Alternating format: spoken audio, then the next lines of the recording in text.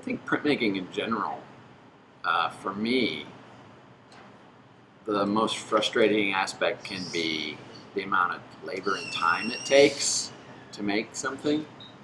And I'm pretty firm believer that for every thing that is positive, there's a negative, right? Like there's not many absolutes, and so you know, the time it takes, although it can be frustrating, is also a benefit because it allows me to kind of slow down and really consider the decisions that I'm making.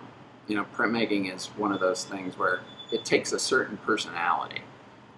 You almost have to be a little schizophrenic because you have to understand and utilize the technical aspects in a precise way. So it takes precise registration at times, it takes precise mixtures of ink, it takes making sure things line up and register. So it's all of this kind of like really precise and detail-oriented work, which is which is the antithesis, really, of being kind of an artist, where you have to be loose, you have to be playful, you have to be irreverent, you have to not prejudge things before you try them. So, you know, you have to shift gears really fluidly, and not many people can do that. Some people remain very kind of precise and very detail-oriented, and then they have a really hard time loosening up. And then other people who tend to be more artistic tend to be very loose, and then they have a real challenge on their hands trying to make things line up the way they want, mix the colors the way they want, etc., because it's more of an intuitive approach, right? So I think that is challenging, certainly for me, remaining creative without getting bogged down in the technical aspects of making things, right? And then certainly, you know, I've had days where I tend to be really dogged about, you know, getting something done in a day. But, you know, I've learned over time, there's just days you come into the studio and just nothing's working. So you just have to let go. Just say, well, it's not going to happen today.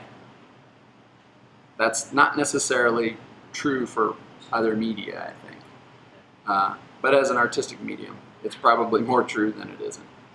So all printmaking is about making a matrix, right? So drawing and painting is making marks directly on paper. In printmaking, you're making a matrix that can be printed on paper again and again, right? So the most direct kind of matrix is, say, a wood block or a woodcut print, right? You're drawing an image on a block of wood, you're carving out the areas you don't want to print or you don't want ink to go onto the surface of, and then only the top surface, the relief surface of the wood, is then pressed onto the paper and printed, okay? So in screen printing, your matrix is a stencil, really, and that's how it started. It was all about how do we make a stencil that when we make letters or numbers and we have voids, like an O or a P, how do we get those voids to stay in the same spot, right? Like a spray paint stencil, if you think about that, it's cut out of cardboard. And then, you know, if we're talking about a letter, an O, the center of the O, the negative space, has to be taped down so it doesn't move, right? Well, if we want to print that again repeatedly as a matrix, it doesn't make sense to have to place that negative space there every time. So the matrix in this case is fabric that allows ink to pass through it. And the fabric then supports the stencil, right? So letter and number stencils are like the rudimentary example of a stencil, but it can be literally any kind of mark that you can use that will block out light, right? So in making stencils and screen printing, lots of ways to do it. You can do it physically in the screen, the most popular way. The most versatile way is photographically. So you've got fabric that's porous, it allows ink to pass through it, stretched across a wooden or a metal frame. And then you coat that fabric with a light-sensitive emulsion, so photographic emulsion, right? When that emulsion is dried on the screen in a very thin layer, light can harden the chemicals in that emulsion so that the entire fabric is sealed off, right? It won't allow ink to pass through it anymore. So in order to get an image in there, you have to make marks that are opaque enough to block out a light source so that the emulsion isn't hardened in those areas. So let's say, again, simple example, a letter O or a P, right? I would somehow, either by drawing it, or if I'm working digitally, by printing it with a laser printer or an inkjet printer, I would make those marks, that O or that P, on a piece of transparent or translucent film, something that allows light to pass through it to harden the emulsion. Okay? The toner from the printer or the marks from my hand need to be done in an opaque way so that light can't pass through where those marks are. Okay? So once I've made my stencil, this image, or in this case an O or a P, on a transparent or translucent piece of film, then I need a light source to expose or harden the emulsion. And so I have essentially my light source, which is like a light table. I have my stencil, my O or my P, on a piece of translucent or transparent film, and then my screen that's been coated with light-sensitive emulsion. Those three surfaces are sandwiched together tightly so that when you turn the light on, the light passes through the clear areas of the stencil, the film with that letter or number or marks on it, and harden the emulsion in those areas. The light can't pass through the opaque areas of that stencil where I drew or where I printed out the marks. And so after I've exposed the screen and hardened the emulsion in the clear areas, water will wash out the areas that weren't hardened by light. So in this case, if we're using, again, a letter, the letter washes out of the screen. So now it's just bare fabric where the letter or number or whatever the mark is, the image, is in the screen, and the rest of the screen is all sealed off by this light-sensitive emulsion. And then it's just a simple matter of pushing ink through it.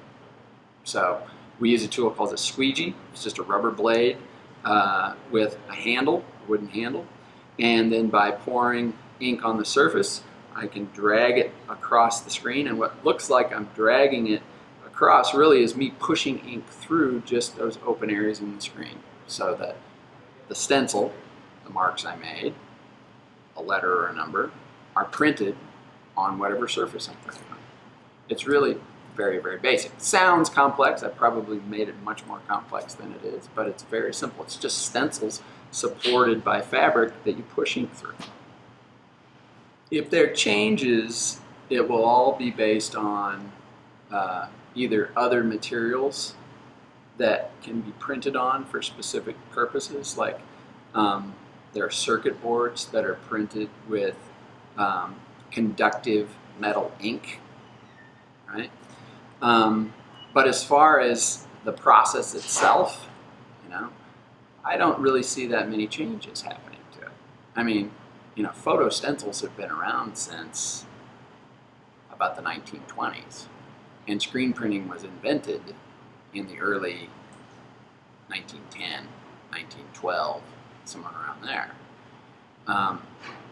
And a lot of the spread of information about screen printing at that time was very secretive,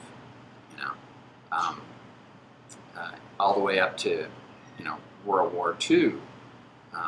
You didn't really have a lot of dissemination of screen printing information because it was kept kind of proprietary by the commercial industries that were using it. Yeah. More than anything, I think you'll just see, like I said, either other materials and other uses for it, but not a change to the process. If anything, it may become more obsolete because more things are done digitally, printed digitally. Now, right now we're at the point where digital, let's say you're printing t-shirts, garments, okay? If you need to print 2, 3, 5, 10 t-shirts, it makes more sense to do it digitally because it's more cost effective. But if you're talking about large quantities where the expense is spread out over a large number, screen printing then has the advantage over digital because it's cheaper in the long run to print large quantities. And that's kind of typically how the evolution of technology, at least printing technology, but in general, printing technology advances, becomes more popular, or becomes obsolete. It becomes less cost effective. And then, of course, as an artist, I'm not concerned with any of that, right? I don't care how it's used commercially because I use it as an art medium. So for me, it's about making the marks I want to make, and it's the medium that I respond to the most. And I think in those terms. In screen printing, in making images, you generally have to think in layers. And so I'm involved and in love with kind of how ink lays on ink, developing images as a series of layers where I'm making an art object.